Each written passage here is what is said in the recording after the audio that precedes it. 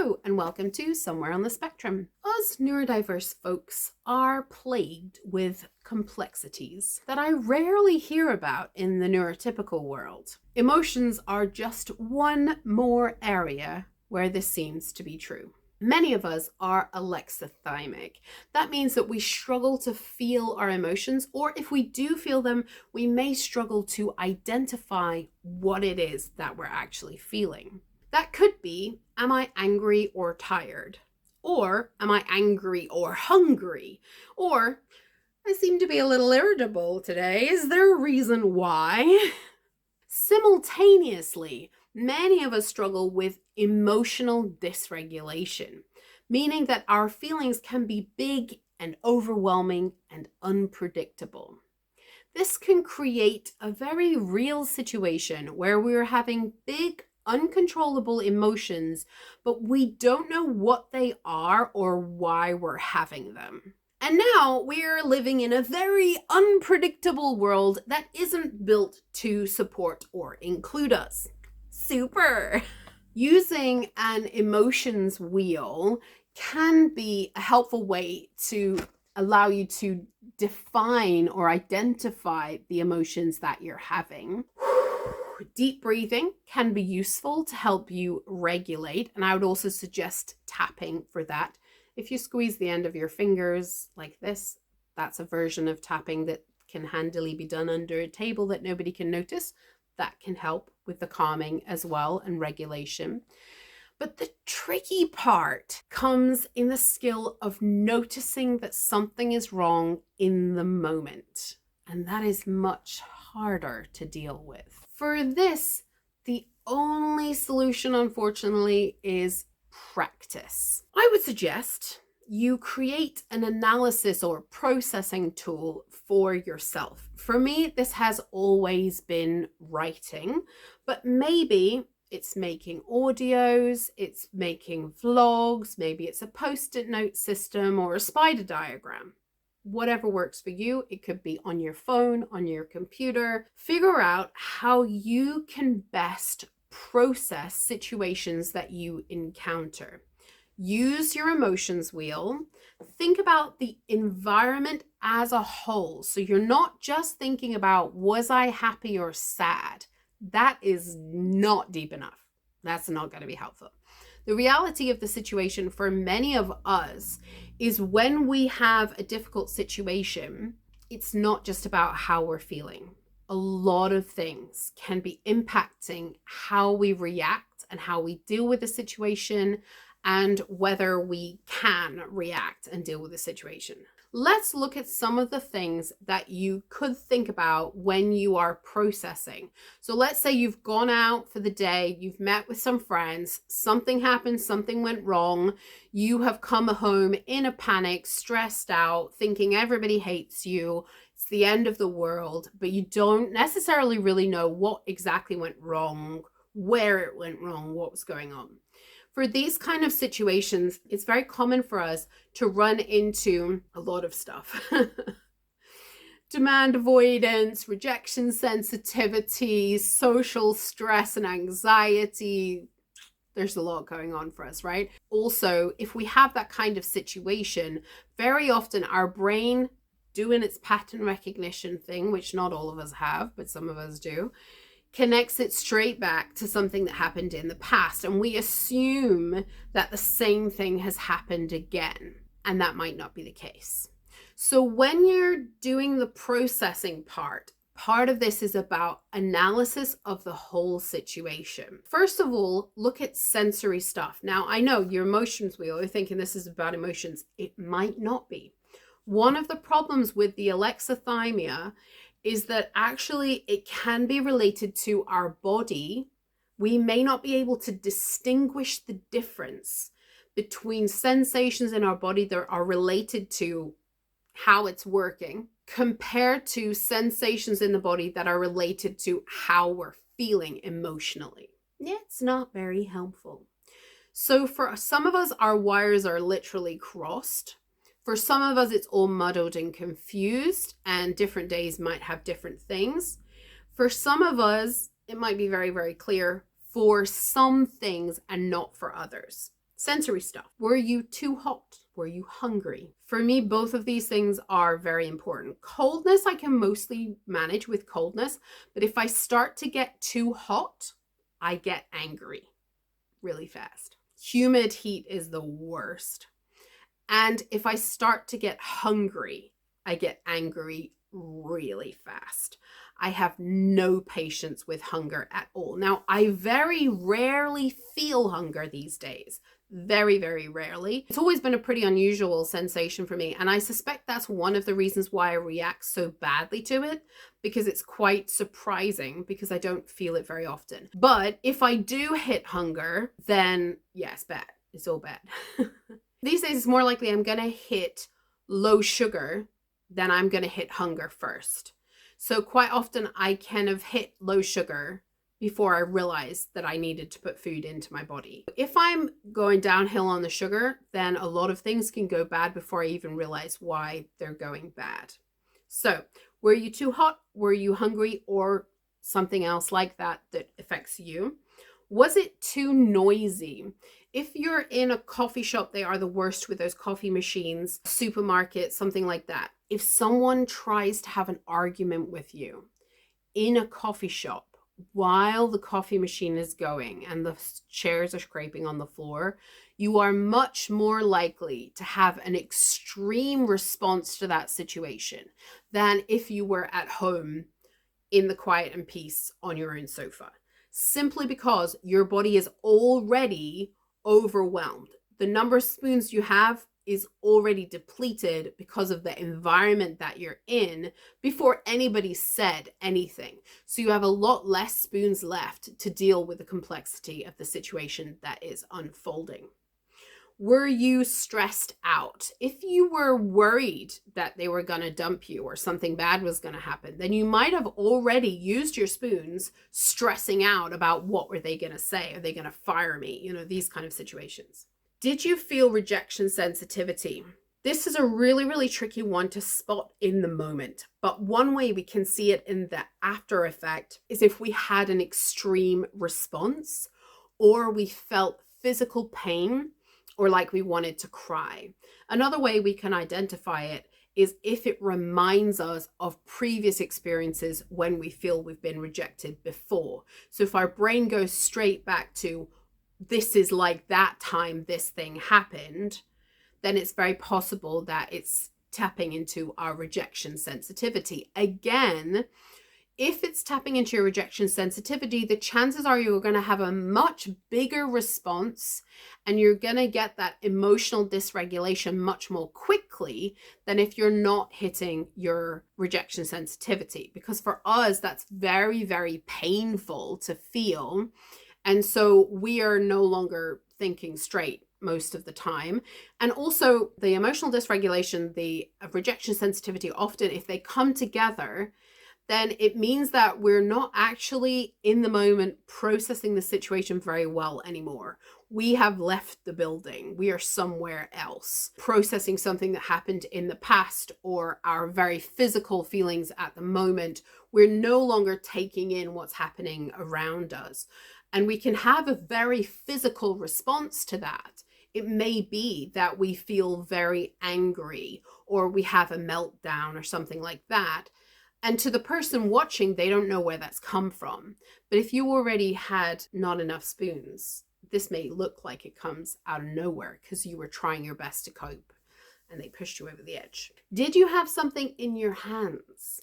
This could be helpful or it could be hindering. If you had something in your hands that causes some level of pain and was very helpful for a while in that coffee shop situation, but all of a sudden is too painful or too much, but you're still holding on to it because you need to hold on to something, this can be giving you a sensory reaction that's quite negative, even though it usually helps you. Alternatively, you maybe needed something in your hands and you didn't have anything to put in your hands. That's another thing. I would say it is useful at this point to pick up a spoon that slope between the dip of the spoon and the handle of the spoon can be quite helpful to rub your thumb along if you need something to get the energy out.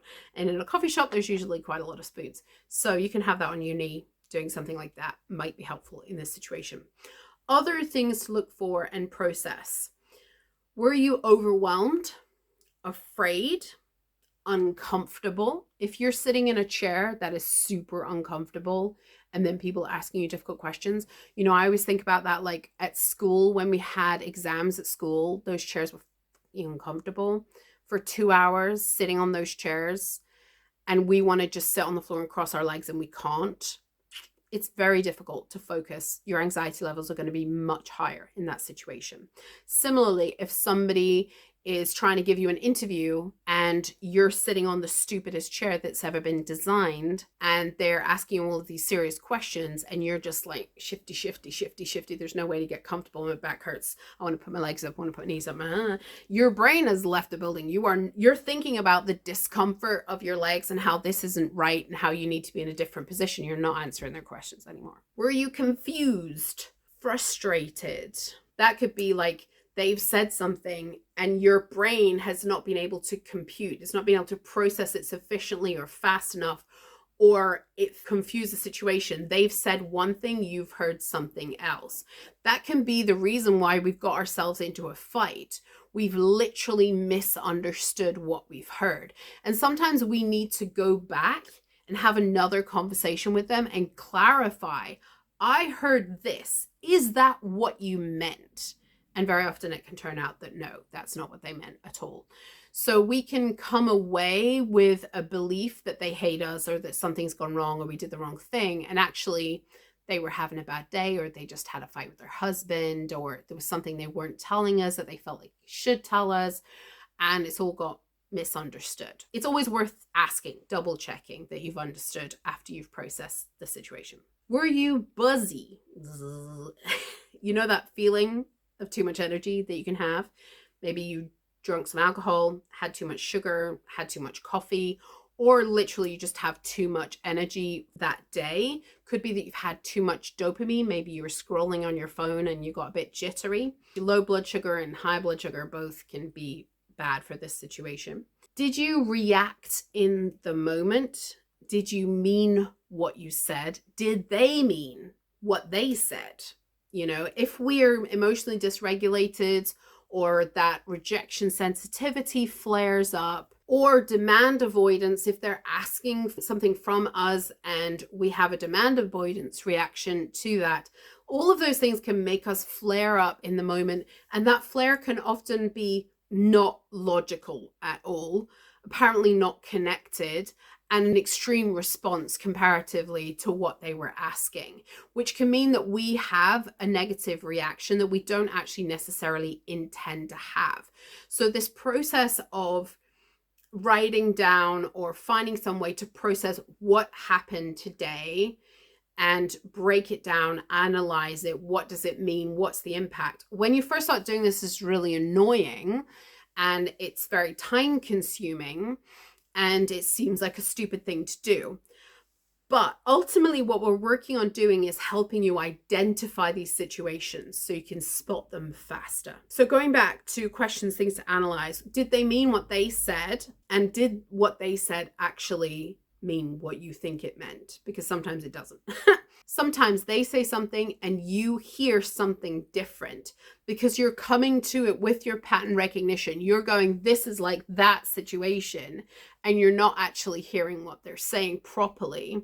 And your brain can literally record it differently depending on what your brain's like. So that's a question. Were they hurtful? Were they helpful? Were they mean? Were they kind? I think it's relevant to consider the people that you're with, how they react to this stuff, because that can tell you whether this is someone that you want to spend more time with or less time with. If the reality is that they react to this extremely as well, then it could be that actually they are not a safe person for you to be around. Again, it comes back to the question of why, right? If they're also struggling with rejection sensitivity, or if they're also overwhelmed and tired, or if this was a very stressful situation, you've just upset them more, or they feel like you haven't heard them, there could be very valid reasons why they're having such an extreme reaction. So I think it's really important for us as neurodiverse folks to realize that every conversation we have is a two-sided conversation, a two-sided relationship. We are not the only ones in it. Both parties bring their whole life to that conversation. And just because we tend to be the emotionally dysregulated alexithymic person doesn't necessarily mean that we're the only emotionally dysregulated person in that conversation. They could be bringing with them history and experiences that are also negative. So sometimes we're the one that needs to slow down and work on things, and we need to process things, and we need to maybe change how we behave and react to things. And sometimes we need to be able to calm down enough so that we can hear what the other person is saying and give them the time to process and think about things differently. It's not always as simple as they were mean, they're a terrible person. Sometimes they are also dealing with stuff that we haven't thoroughly understood or they haven't told us about. So it's not quite as simple as just, were they mean to me? Okay, I never want to see them again. We need to be more curious and find out more. And we need to figure out whether we can hold whatever they're bringing, or whether actually that's going to be too much for us and we need to exit stage left. For me, I often find that I process in the quiet of the night, in the darkness. My brain starts going, my pattern recognition starts going, and I'll suddenly see something that I missed in the moment. The thing is, though, after doing this process and after having these moments and thinking about things again and again, the next time I'm sort of watching out for it. I don't always catch it in the moment. In fact, I rarely catch it in the moment, but I'm watching out for it. I think as well, it depends on how often you're having these conversations. The difficult conversations with me are very often happening with my brother, who I don't see very often. Like, we see each other a few times a year. And we have conversations each time we see each other, and each time I'm learning something and we're adapting to the situation, but we don't really see each other often enough to really practice that and get better at it. So that's the thing. If you're in a relationship with someone, you may be practicing this stuff much more regularly, and you may be able to get faster at it quicker. And also you may decide that both of you need to work on this stuff separately or together with a counselor, and that will help you together come up with solutions. I always remember Kristen Bell and Dax Shepard. They started getting counseling very, very early on in their relationship, long before they were married. And one of the things that Kristen says is that they used to argue so much, but actually they needed the therapist to help them work through those arguments so that they could stay together. So they had decided they wanted to be together, but actually their arguments made it very difficult for them to be together. So they needed help to work through those arguments. I think there's nothing wrong with that. Just because you argue doesn't mean you're a bad couple. The question is, how do you deal with these situations? How do you move forward? How do you make sure you don't hurt each other? Maybe one day I'll be able to process it fast enough to catch it in the moment. I hope so. I'm always kind of working towards there, but I always tend to be just a little bit late, and I have to go back and apologize later, or I have to say, wait a second, yesterday when we were having that conversation, did you mean this? Or did you mean this? Or did you mean something totally different and I've misunderstood? And that secondary conversation can often be really positive and clarify that we've both misunderstood, and allow that space for apology. Even if you've not done something terrible about it, sometimes you just have to say, I'm sorry, I misunderstood you. Can we now figure out what we actually were meeting and talking about? But for now, practice. Figure out how you process this kind of stuff, get better at processing it and capturing that process and analysis. Be kind to yourself and be compassionate, because this stuff is not very easy. It's really hard. It's really, really hard. So take it easy and try to look after yourself throughout this process. It's well worth doing because it feels like you become a calmer, stronger person. It feels like you do develop as a person as you get better at noticing this stuff and adapting your responses to things. And you get to know people better because you're more curious about them and why they had certain reactions. So I definitely suggest doing it. I think it's really positive, but it can also be really, really difficult process to work through. So take your time, be patient, be kind, be compassionate to yourself and everybody else. Have a great week. See you next time. Bye.